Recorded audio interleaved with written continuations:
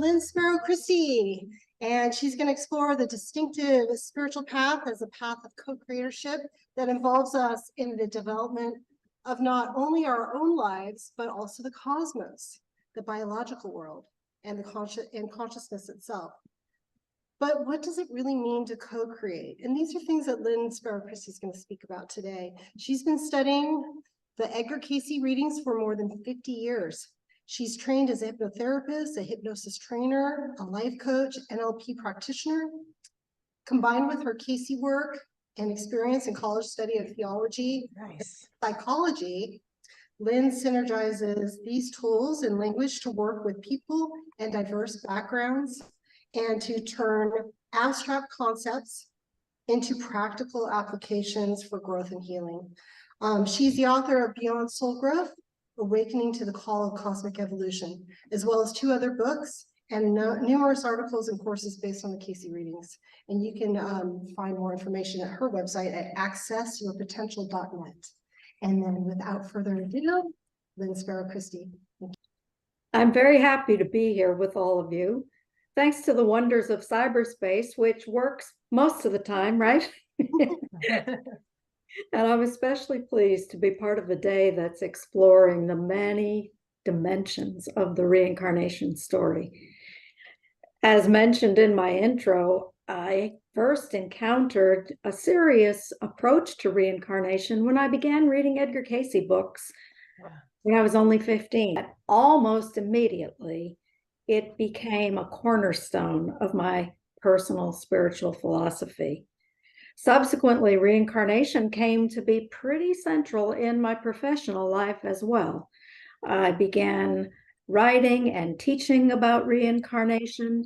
Along the way, I started developing and conducting workshops on how to remember and construct theories about past lives, and eventually began doing one-on-one regressions when I, about 35 years ago now, opened my private practice as a hypnotherapist and life coach.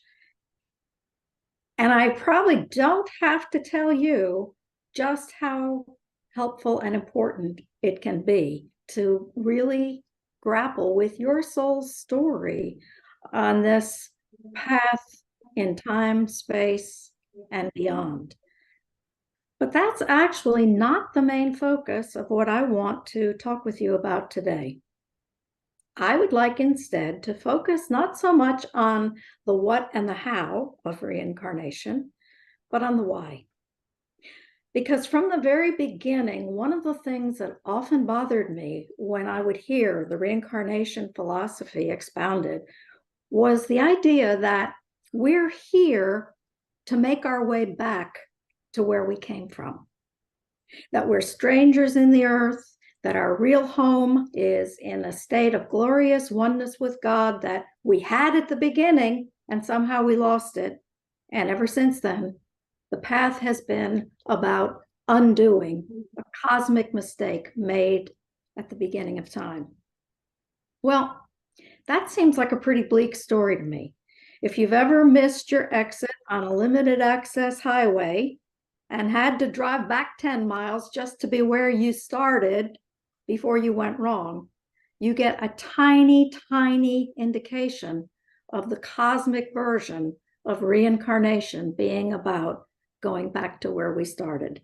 The idea that all of the soul's growth and failures, its struggles and its triumphs, human histories, progress and setbacks, the wars, the famines, the beautiful inventions and breakthroughs, all of that is about nothing but going back to where we started. I'm not buying it. I think instead what we find, and this is particularly evident in a deep dive into the Edgar Cayce philosophy of reincarnation, is that this is really a story about going forward. It's a story about moving to an experience, a state of being that we have never known before. It's about participating in the unfolding, the evolutionary development of an entire cosmos. And it's that I would like to really focus on in my session with you today. And as I begin to do a screen share,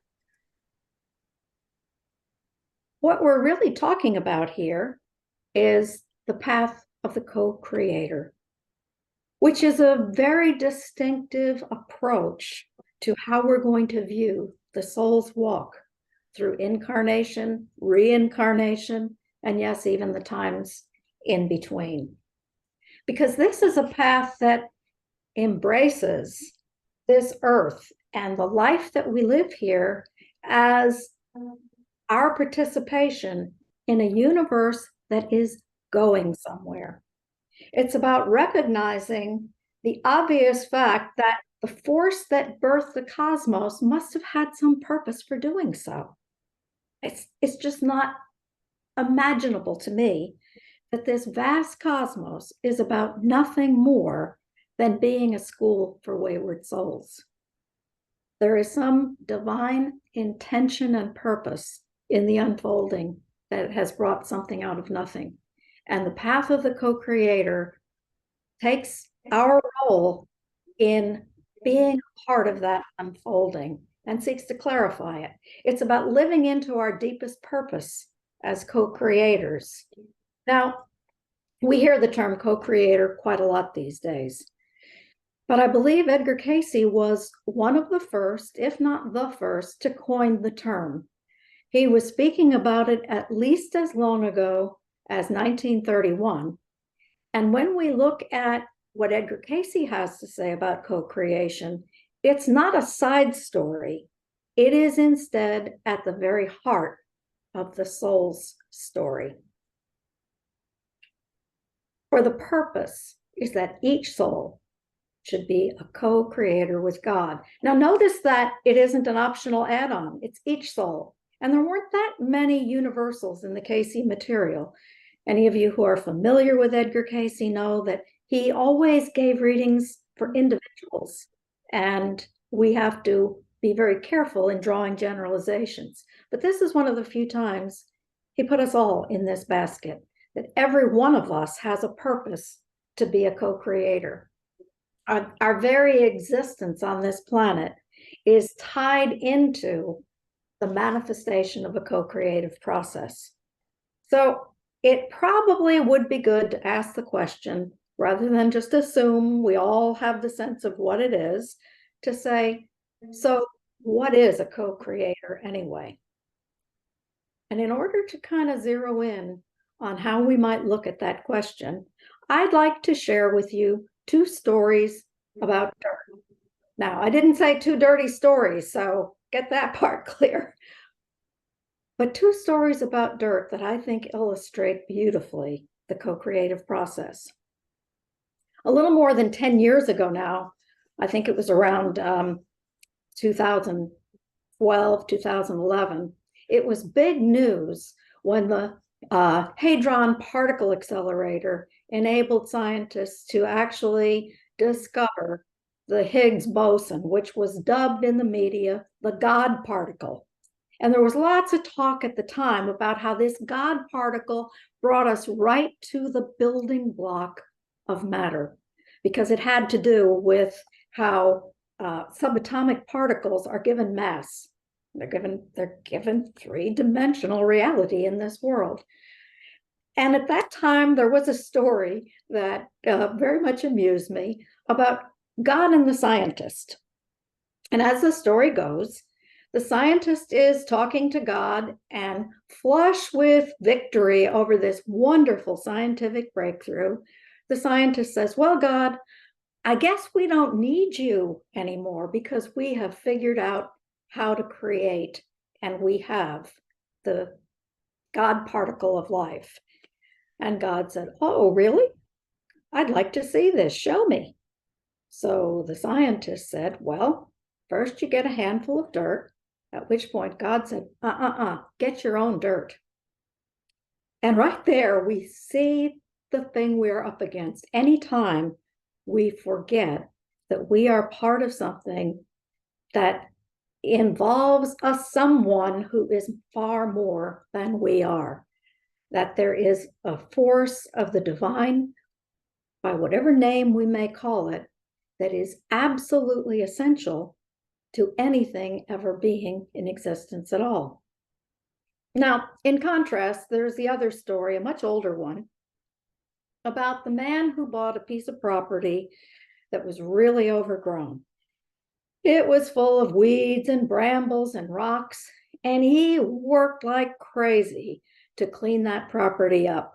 He took out the brambles and the weeds, and he removed the rocks, and he tilled the soil, and he fertilized it, and he planted flowers, and he made an absolutely exquisite garden that he took great pride in. So one day, the young preacher came by for a visit, and as the man proudly showed him around his garden, the preacher said, "You know, you really shouldn't boast, because these are God's creations."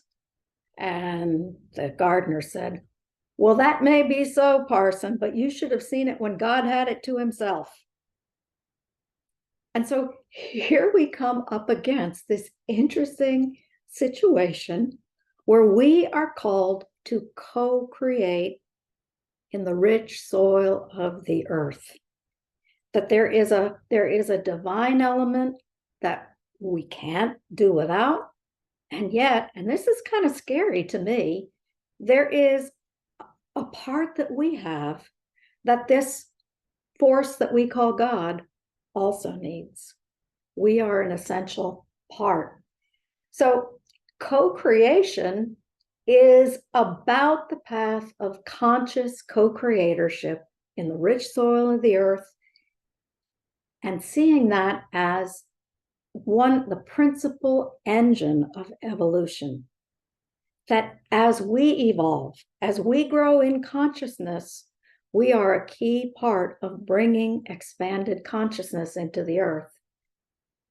And it links our efforts with the field from which all creation arises. And both the things that we want to manifest in our own lives, for our own growth, for our own experience, and those things that we might want to manifest on behalf of the human race are all part of this co-creative work that you and I are involved in every day of our lives.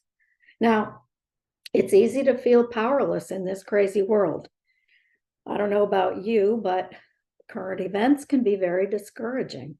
And sometimes it feels as if there's little we can do. But the path of co-creatorship suggests that, in fact, there is something we can do. And it's something that we can do every day of our lives. Because the path of co-creatorship is a commitment to take responsibility for bringing consciousness into our thoughts, our intentions, our bodies, into the world and creation itself. Co-creatorship is an opportunity to embrace the unique opportunity of incarnation. And unfortunately, one of the things that can happen when people embrace reincarnation is that they tend to denigrate the incarnation part of it. There is a tendency sometimes to think of this life as something to be gotten over as quickly as possible. I hope I don't have to come back again. I hope this is my last life.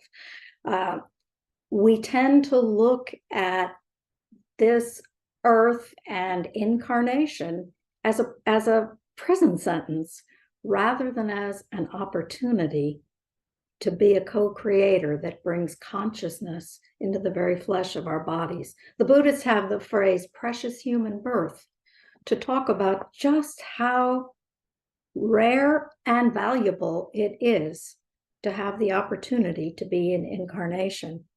So at your times when you are most frustrated with the trials and tribulations of being in a state of incarnation, it's a good idea sometimes to step back and remember that your soul did the equivalent of waiting in line for 3 days to get tickets to this event. Even if now that you're here, there are times when you sometimes wonder what in the world you were thinking. Co-creatorship is a commitment to transcend our personal agendas in service to the whole.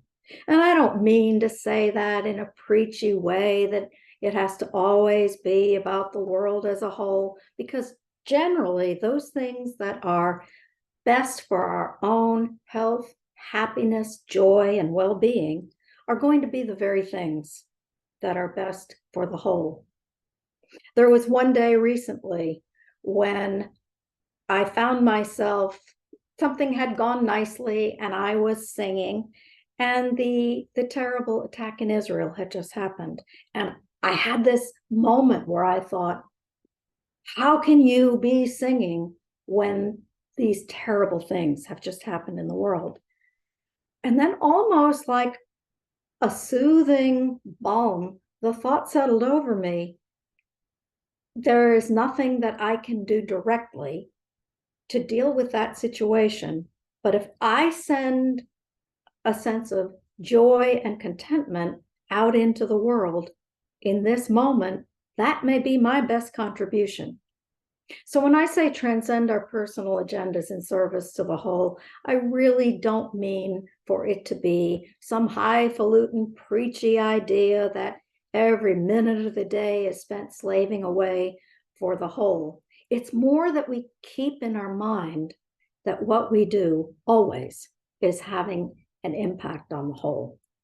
Now, that is kind of a 3-bullet summary of some principles that I delve into in quite a lot of detail in my book, Beyond Soul Growth, Awakening to the Call of Cosmic Evolution, that does explore this idea, the history of evolutionary thought in the spiritual traditions. It explores the relationship between the way as evolution advances, so too does the presence of consciousness in the earth. It addresses the importance of the physical body and its chakra system as a vehicle for evolution. And it probes questions about where it's all headed, and along the way provides some exercises for practical application. But for our time here, what I really want to focus on is a process that involves co-creating with the infinite field, how we can kind of wrap our minds around some of the attitudes, expectations, and approaches that we can use, and to experiment a little bit with a method for working with that. And the best place I know of to lay that foundation that we need is to look at the very first reading that I could find where Edgar Cayce ever mentioned the concept of co-creation. This was given in 1932, and it was a reading for a 21-year-old who had had prior readings where he had some health concerns. And in this reading, he asked, what change has come into my spiritual life and character? And the response from Edgar Cayce began, this, as we find, is ready for an awakening. And then he said this. Seek then to know self, to know self's relationships to the creative forces that may be manifest in the activities of the mental and spiritual life. Know that the creative energy called God may be as personal as an individual will allow same to be. For the spirit is in the image of the creative forces and seeks manifestation. It may take on that personality that will be allowed by the individual itself. For we are co-laborers, co-creators with that energy we call God, that energy of universal forces. While this may appear to be the whole, if we understand that the Lord thy God is one and all power, and I was going along fine, able to read underneath the thumbnails of everybody until I got to this part. All something emanates from that one source. We will get an understanding of ourselves and our abilities. Now, I know that this reading is densely packed, and I don't expect everybody to just absorb it and go on from there. what I have done is extract 3 key points that I think lay the foundation for everything we are doing in this session. So let's look at those one at a time. First of all, right in the middle of this excerpt, spirit is in the image of the creative forces and seeks manifestation. I don't think we can emphasize this too much. The idea that there is something in the creative intention of the divine to seek manifestation, that there was a reason that this something that we call creative force, that we call God, that we call creative energy, the universe, whatever name you're comfortable with, it had an intention behind birthing a physical cosmos that has rocks and trees and plants and everything else that you might, stars and planets, anything else that you might imagine. Or to put it the way C.S. Lewis once quipped, God likes matter, he invented it. So the first thing to hold in mind is that there is a force inherent to the creative nature of this something we call God that seeks to manifest in a 3-dimensional world. And this actually has to do with the great paradox of being and becoming that runs through all the wisdom traditions of the world. The great paradox of being and becoming is about manifestation arising from within the infinite field. Now, let me be the first to say it's very reductionistic to try and portray all that is, let alone the infinite field, in a white square on a slide. But bear with me here. I think you'll see where I'm headed. Everything in the white slide is representative of the unmanifest, formless ground of being. It, in some traditions, is called the emptiness or the void. It is pure being that is unchanging, eternal, resting in great perfection. But it also is so limitless that even trying to describe it violates what it really is. In the Taoist tradition, there's a saying that the Tao that can be named is not the Tao. Well, the beingness that can be put on a PowerPoint slide is not the beingness. But if you will, just sort of hold it as a symbolic representation, there is arising within this unmanifest, formless ground of being, the realms of manifestation form, and that has traditionally been allied with the concept of becoming. God is pure, unchanging, perfect beingness, and so are we. But God is also manifestation in process, bringing form, bringing something out of nothing. And so are we. And the great paradox of form and formlessness, of being and becoming, is right at the core of the co-creative path, because we recognize that while it is true that there is that within us that never left our oneness with God, never left the great perfection, the part of us that's here in a physical body that has certain traits and characteristics and so on is involved in the world of form. And it is a something that is in the process of becoming, which leads us to the next principle I want to bring out from this dense excerpt that we've started with. The creative energy called God may be as personal as an individual will allow same to be. It may take that form, that personality that will be allowed by the individual. Now, there is so much to this.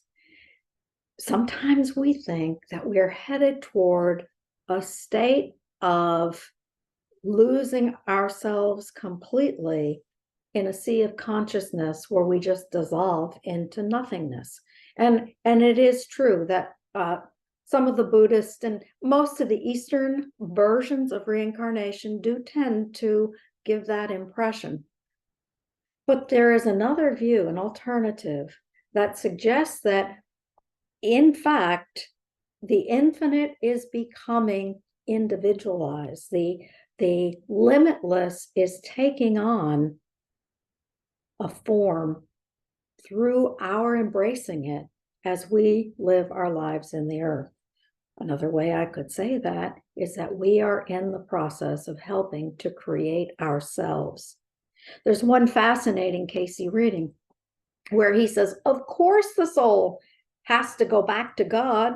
Where else could it possibly go?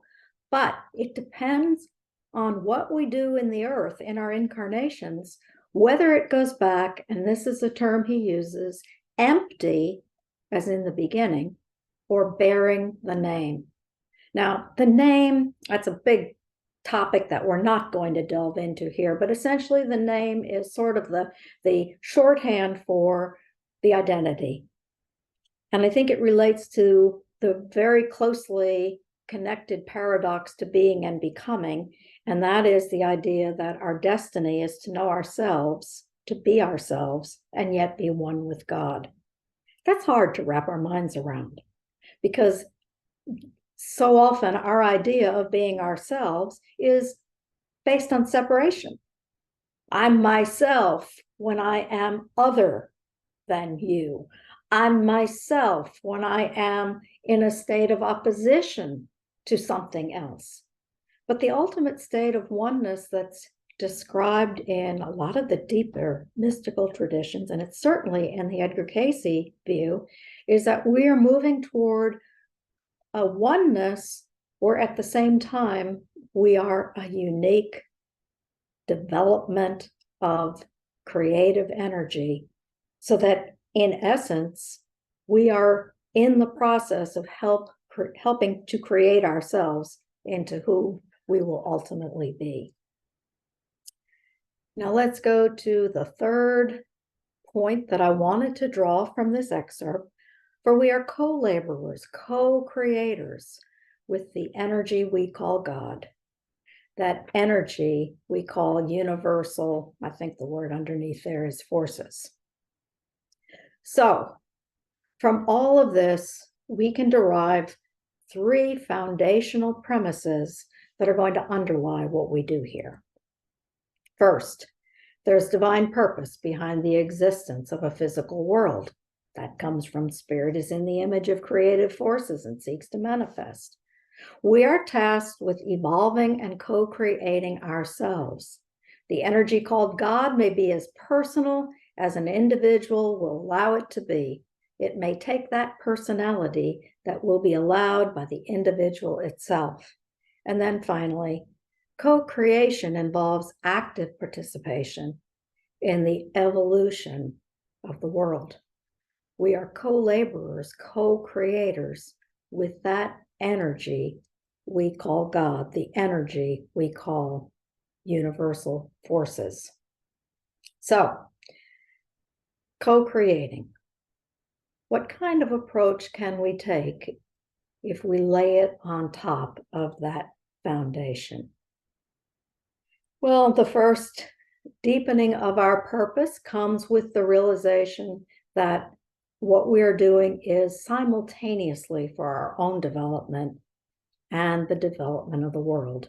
In this particular reading, we're told the experiences that the soul amasses in the earth are toward its own development and toward the development of the creation or the world.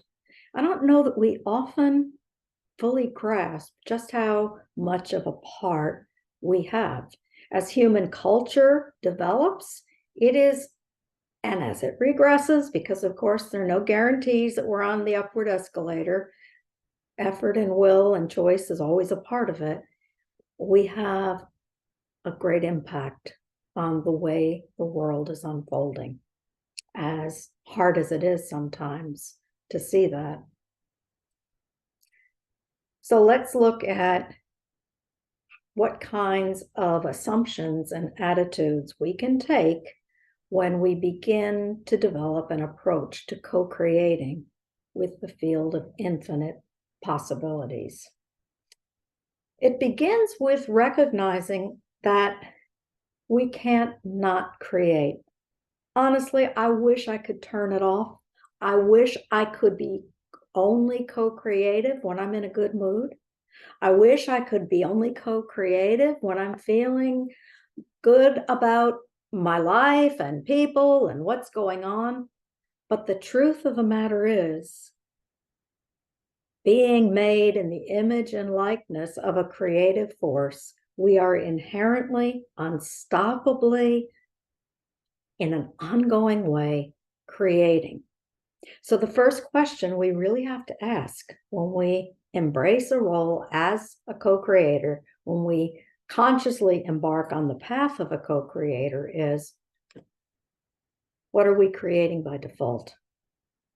Because the truth is, most of the time, our co-creating is not happening when we're in deep meditation, or when we're doing vision boards, or when we're in a wonderful group of like-minded people who pray and meditate and support one another. Those things are all great, don't get me wrong.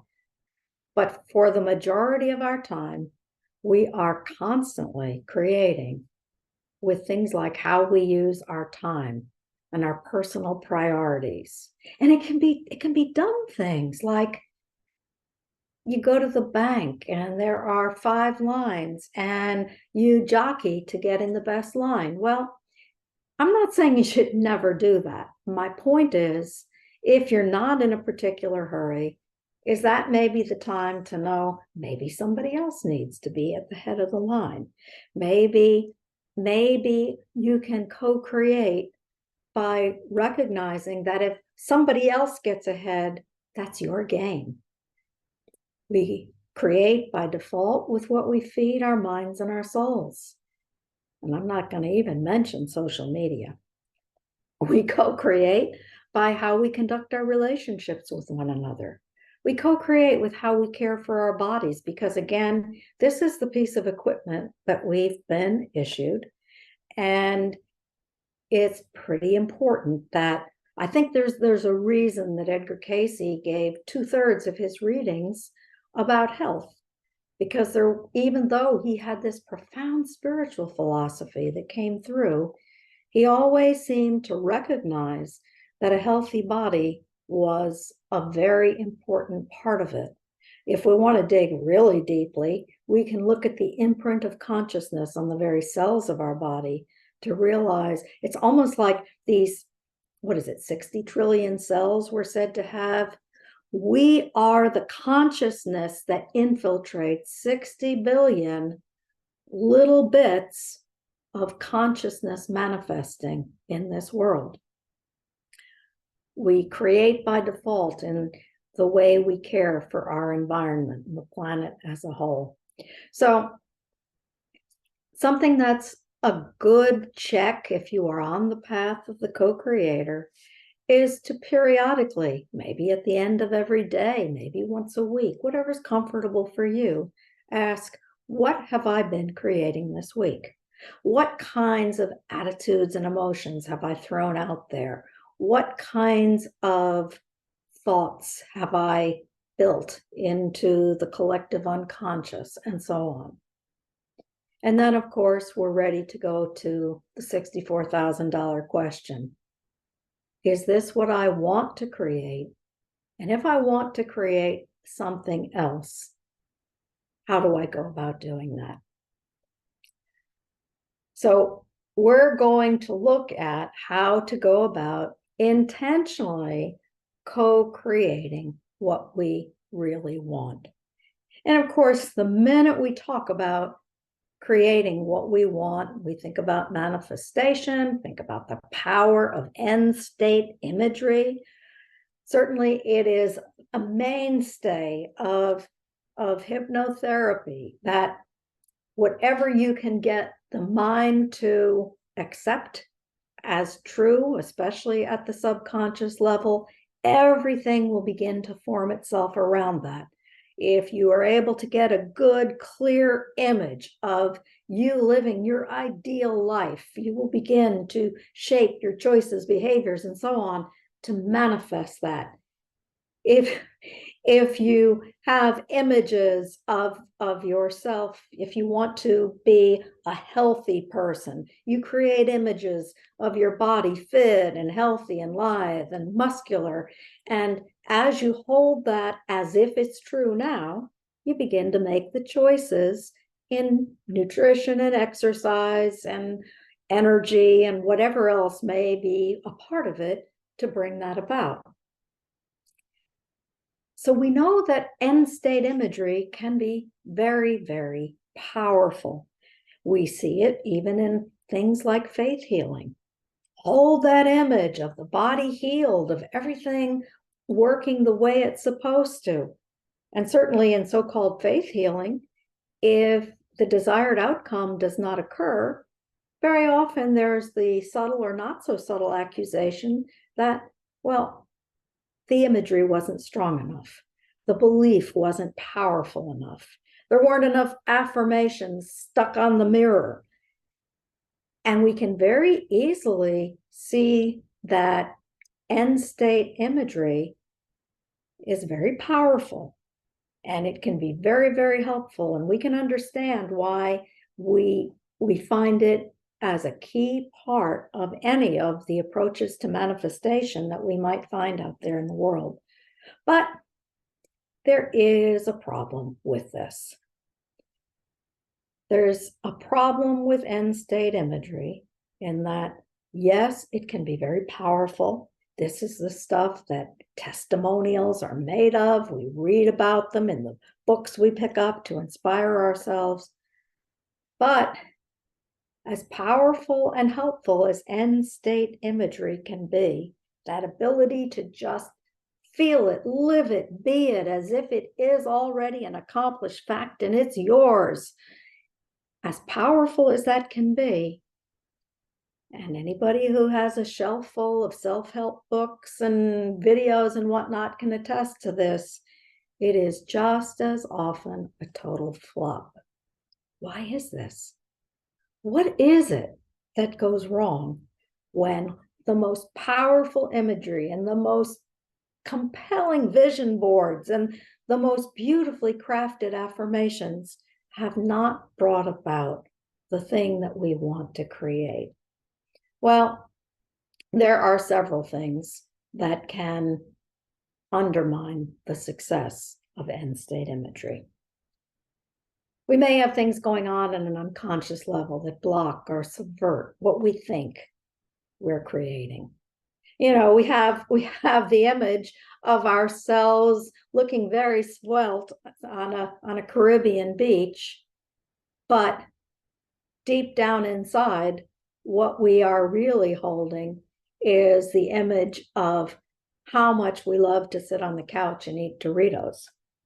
And that can work as a not so subtle subversion of what we want. We can have that clear end state imagery about getting that wonderful job where we're going to make a difference in the world, and the conscious mind is clear as a bell on that outcome.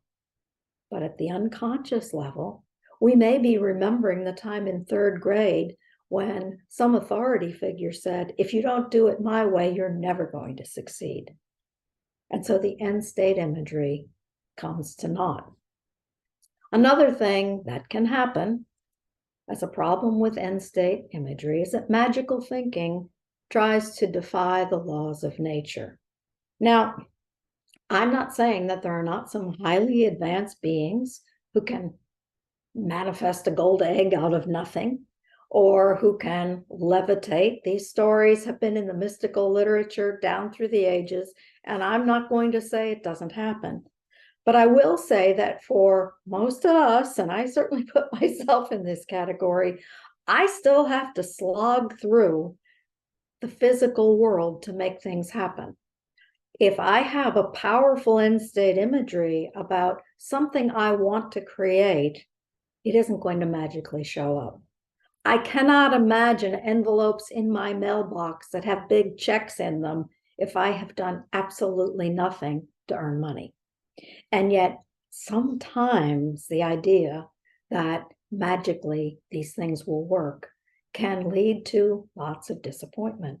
One of the things I've noticed over the years is that a lot of the people who make a lot of money on promoting these things have made their money promoting these things, which is an interesting phenomenon.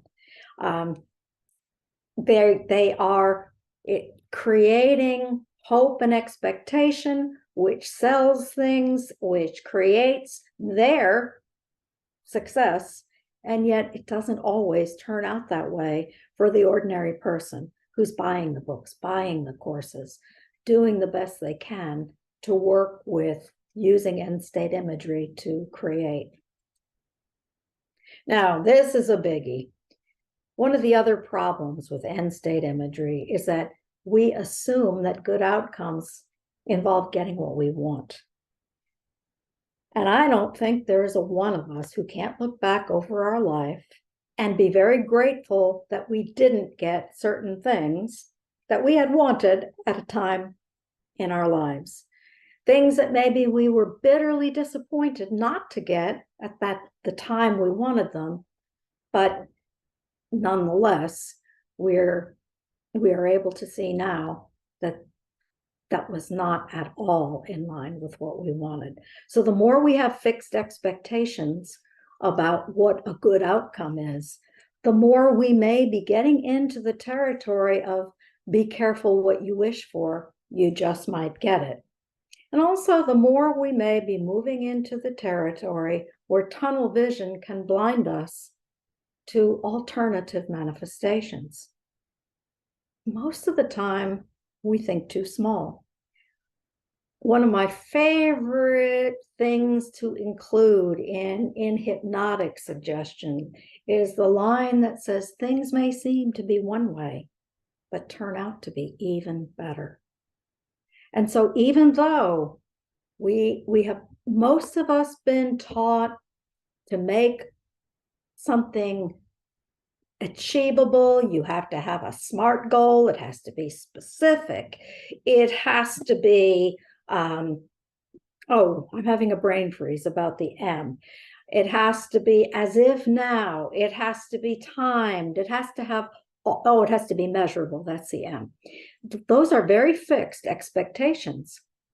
And yet, the truth is that if we do that, we may get what we are setting, but what might we have missed out on that would have come if we weren't quite so fixed on our tunnel vision view of what we wanted. So the task before us is to recognize and use the power of end state imagery, because certainly it is very powerful. And I don't want anyone to go away thinking I've said end state imagery is bad, because it is a very, very potent thing to step into another state of experience and claim it as if it is now. We want to be able to have the power of end state imagery while avoiding the limitations of having fixed expectations. And so, some thoughts about how we can kind of keep the baby when we throw out the bathwater. First thing, I'm going to call this whole approach stepping forward in the energy of expectancy. And I'm making a somewhat arbitrary distinction between expectation and expectancy. For the purposes of what we're doing here, expectation is a very fixed thing. It's this is it, this is specific, it's measurable, it's what I'm going for. Where expectancy is a little more open-ended. Expectancy is a little bit more co-creative, as we're going to be seeing. the first thing to keep in mind is that this mysterious stuff that we create with is the energy that's in a constant state of flux. It's very malleable and it's responsive to changing conditions. And not a one of us is co-creating in a vacuum. The things that we set in motion with our creative intentions may be pretty good for the conditions that were happening at the time. But as conditions shift and change and other people make their free will choices and other people are involved in their energy of creation, it can make a big difference. So we need to kind of think about the energy that we're working with as a very fluid, malleable thing that needs to be free enough to respond to changing situations and circumstances.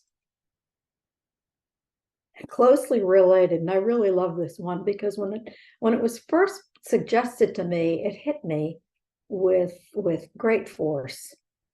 A human being is a process of events in consciousness and ever changing. I'm about to run out of power. Oh, thank goodness. I got plugged in time. Talk about energy. I got all set up. I got my light. I got my screen. I got everything set up. And the one thing I forgot to do was plug in my laptop. Okay. I'm going to let my heart stop beating quite so fast. A human being is a process of events in consciousness. You know, we tend to think of ourselves as a fixed something. We tend to think of ourselves as solid. And yet we know even on the cellular level, the cells you're sitting in right now that make up your body are different cells than your body was made up of. You know, the old thing was that it took about 7 years for all the cells to exchange. And there have been modifications of that over the years, but essentially the cells are constantly changing, and yet you're still you. We'll go down to the subatomic level, where everything that is making up the cells of your body is a process that is subject to thoughts, feelings, intentions. We are a fluid process rather than being a fixed something. The next thing to keep in mind is that fixed expectations create most of our turmoil and misery. We know this. There are so many things out there that beautifully remind us that the idea that wanting what we want and having fixed expectations that get disappointed is where we end up finding all of our unhappiness. And when you think about it, it makes sense that if we are living in a world when everything is fluid and changing, it is not at all stabilizing to try to be fixed. Think of the ocean. If you are standing in the ocean and there are great waves and you're trying to keep your, let's say your chest up in the water, and you're trying to keep your feet planted flat on the sand, you're going to have a heck of a time staying stable when those waves come washing in. Where if you're on a surfboard and you can ride the waves, you're relatively stable. So there is a meta stability in letting go of our fixed expectations so that we can move with the fluidity of the world around us. The next principle, and this is a pretty important one that is very well known in spiritual circles today, but it has direct implication for our co-creative path. The energy that we are is always now. There is only one place where we are creating anything, and it's always now. Our nervous system responds to what is happening now. We can have a thought about the past or an expectation of the future, But the physiological response to that is happening now. The energy that we live with is something that cannot exist anywhere but right now. So when you think about it, if we try to co-create in a way where we set something in stone for 6 months from now, well, that's kind of looking for some problems. Conditions could change. The energy that we have in the now, when we set that for 6 months from now, may not be the same in that fluid process of consciousness that we really are. And so as we move forward in the energy of expectancy, what we're looking for is in open-ended energy of intention, we create in the now with the field of infinite possibilities. And that is a process that we're going to be working with over the next couple of minutes. So if you will, just get comfortable. And what I would like you to do is not be concerned with trying to remember all of these steps, because I'm going to put up a slide afterward that encapsulates the steps we went through. So please don't be busy making notes about any of this or trying to remember them as we go through it. Instead, I would like you to get comfortable and ready to just relax. Take a deep breath and close your eyes. Nice deep breath. Because this session is about stepping forward in the energy of expectancy rather than getting caught on fixed expectations. And our starting point will be your intention, because intentions are a powerful, powerful co-creator with the fluid energy that is our co-creative partner. When you think of being in a state of expectancy for co-creative possibilities, what is it that you really want to create? Consider for a moment that you are one who co-creates with the same creative forces that brought something out of nothing at the dawn of time. That you are a co-creative partner with the forces that are evolving toward higher and higher expression of consciousness in this world of form. The forces that are evolving and holding the planets in motion. That force is ready to work in you and through you to bring forth things that may be a meaningful part of your intention, things that you really want to create. And it could be things like love or healing or abundance or growth or balance or peace in your life. What is your deepest intention for the coming year, for example, or even the next month? Or another way to get at your intention would be to ask,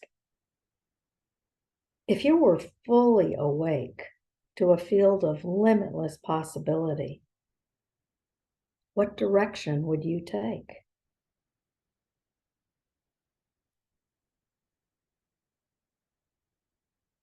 What theme would emerge from among the many possibilities that attract you? What draws you onward?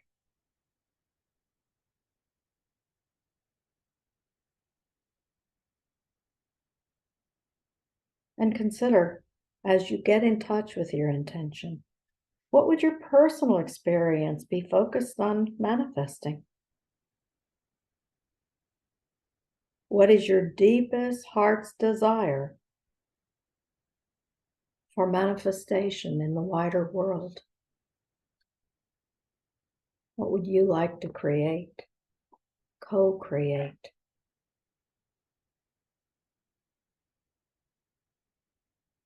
Now, holding your intention in mind of that deepest intention for what you would want to manifest in your life and in the world, you can probably imagine a variety of ways that intention might manifest in your life. You probably already have some images of what it would be like. Ways you could find yourself reacting and responding in certain situations, or maybe things you'd be doing as a life work or as an involvement in community and family. Maybe there are things you would no longer be doing, things that you've wanted to stop doing for a while because they're not the things you want to create. You know, we all tend to carry an idealized image of how we would be, what life would be like if our highest intentions were being fully manifested in some consistent way. It might be some professional attainment.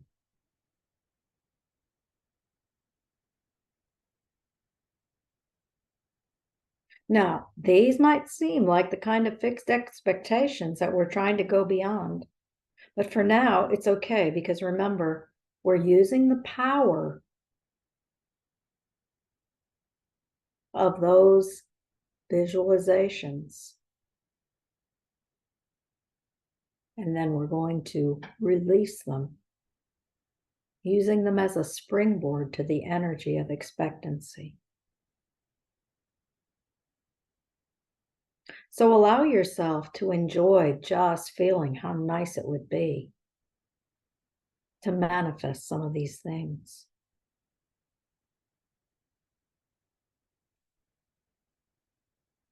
And as you pay attention to those images you hold about you and about the manifestation of your highest intentions,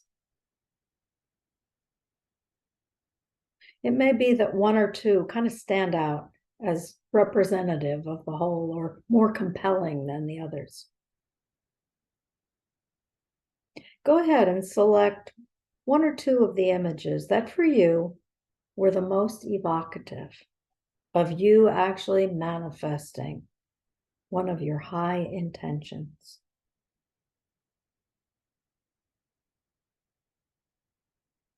And now imagine just stepping into the state of already being there.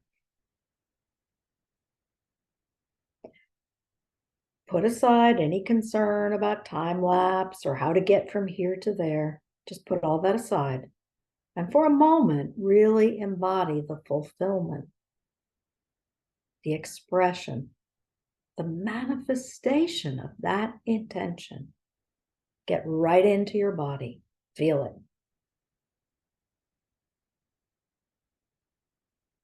See what you see. Think what you think. Do what you do. Breathe it in. Feel it. And at this step, it's fine to let the image be quite specific. It's okay to let the specificity of it really crank up the juice. We're using it as a springboard.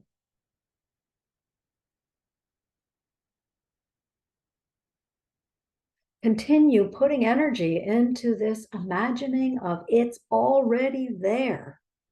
Feel the way you hold your body when you're in this state of already being there. There might be a shift in your posture. There might be a difference in how you move. There may be things about your facial expression as you mentally, imaginatively live it.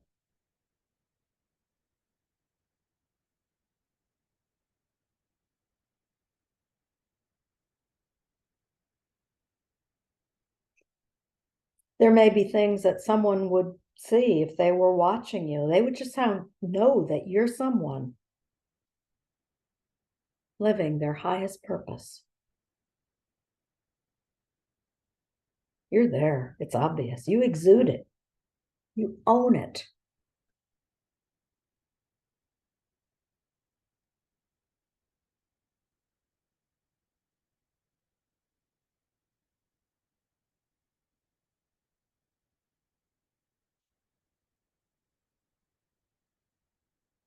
And if you had more than one compelling image,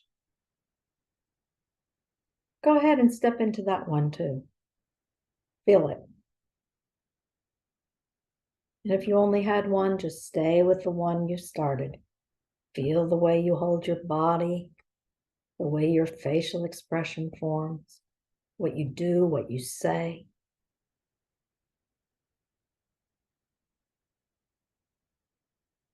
The more you can really get into that state,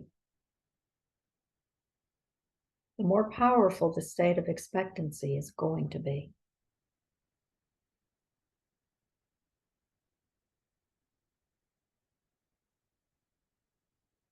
Let yourself live it fully in your imagination. Take a deep breath. It's always good to breathe life into these images that you're living in your imagination.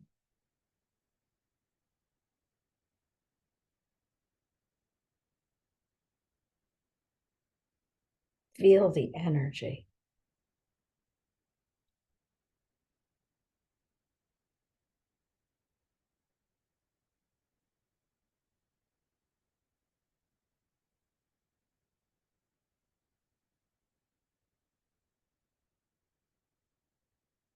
Now, the energy and the feeling state that these images and these imaginings evoke within you may be beyond any language you could use to describe it.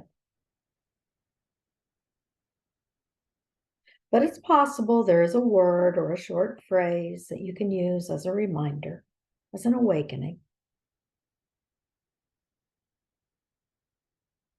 And if one pops to mind, something that just kind of sums up the feeling and the energy state of living your intention, just notice what it is. And if one doesn't come, that's okay too, because I want you to just really stay with the energy. Staying with the feeling state and the energy. Let all the imagery just sort of slip away. Let it go. Imagine that you're floating in a sea of the feeling, the energy. It surrounds you. It washes through you.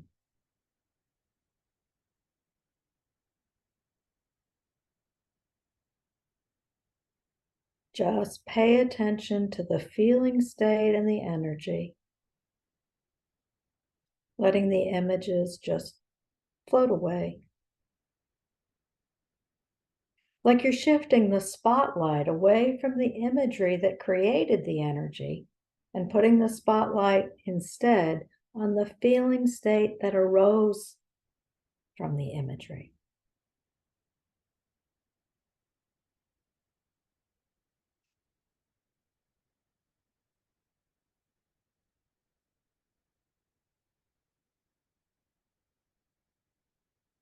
Float in a sea of that feeling, that energy.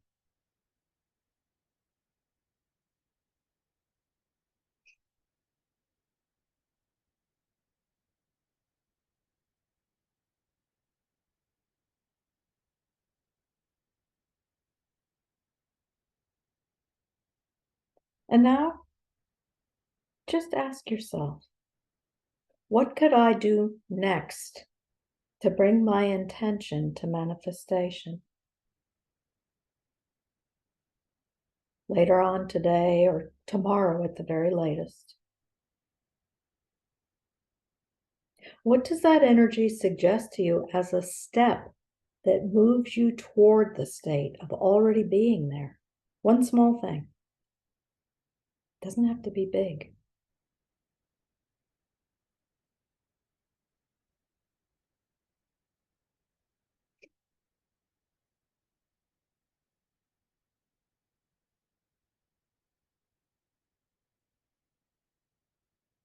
And whatever it is, it's important that you follow through, that you take that very specific in the now direction.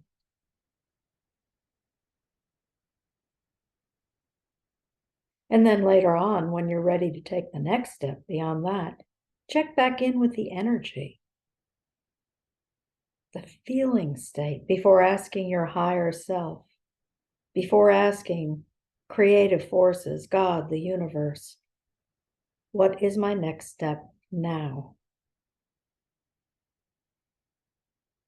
But only do that after you've implemented the first step you were given.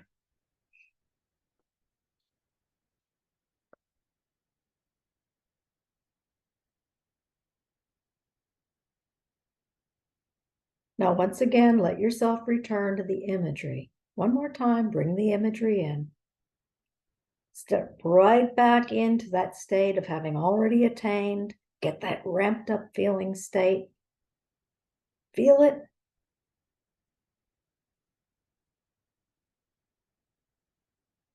And then once again, let the imagery fall away. But hold the energy.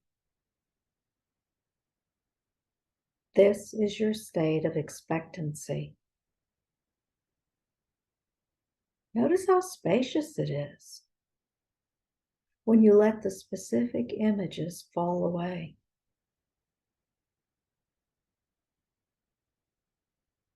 It can be a state of, I don't know what it is, but something is coming. Or I don't know what form it will take, but something good is on the way.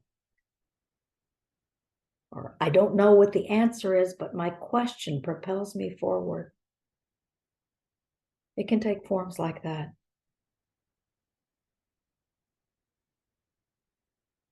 Just notice your state of expectancy.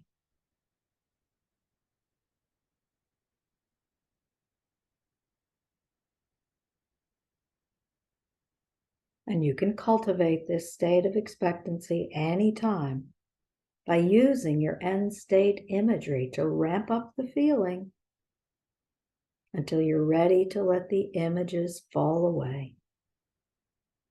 You'll get better and better at just tapping into the state.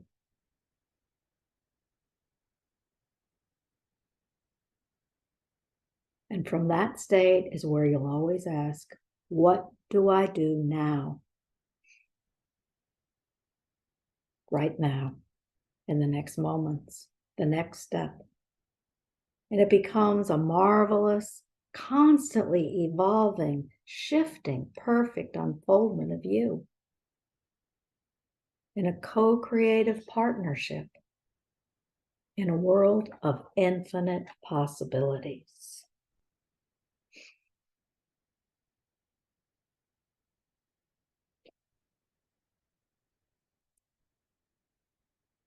And now, as you feel ready to do so, just open your eyes and come back outside.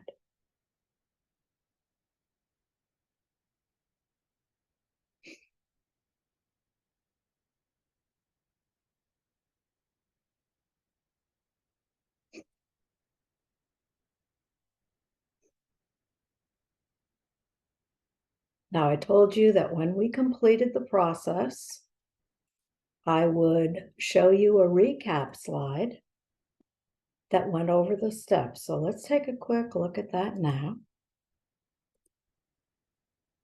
Here's how the practice goes. First, you let your intention set a general direction. And then you do use that sense of already being what your intention moves you toward. That's where you use vivid imagery. You use the imagery to create an energy state, a feeling state, a consciousness. But, and this is key, because if you stay there, you're still in fixed expectations. You let the imagery fall away.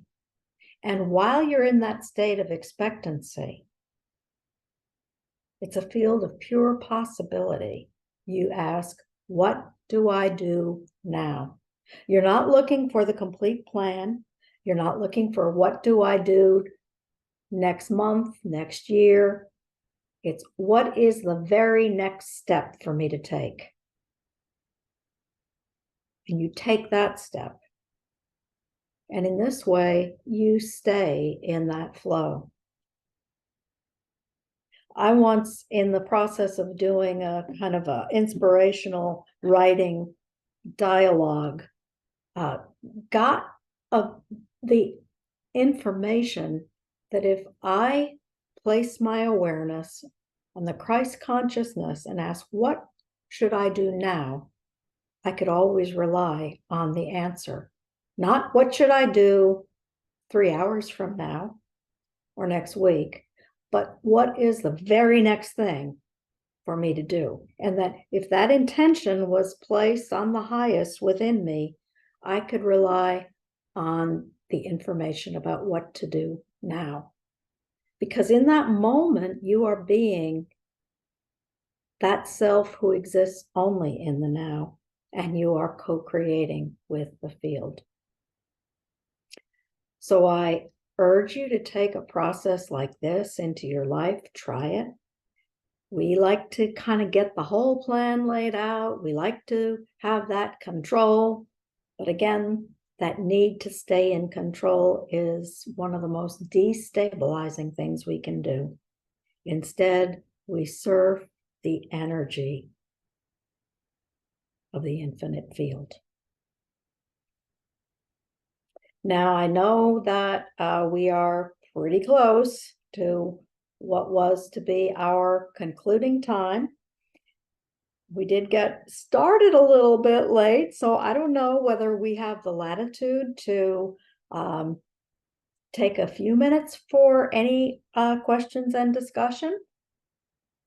But I'm here and would love to entertain that if anybody would like to raise anything as a question or a point for discussion.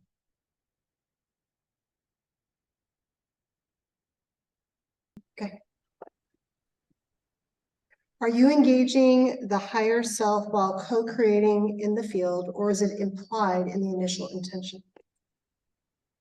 I think it's implied in the initial intention when you consult what is the highest, your highest intention. And again, that doesn't mean, sometimes we can fool ourselves. What we think is our highest intention, it has other things going on. But the only way we learn is through trial and error. So as we ideally, if we have a sense of a higher self, if we have a sense of a relationship with God or creative forces or Christ consciousness, it's always good to kind of put your attention there as we set an intention.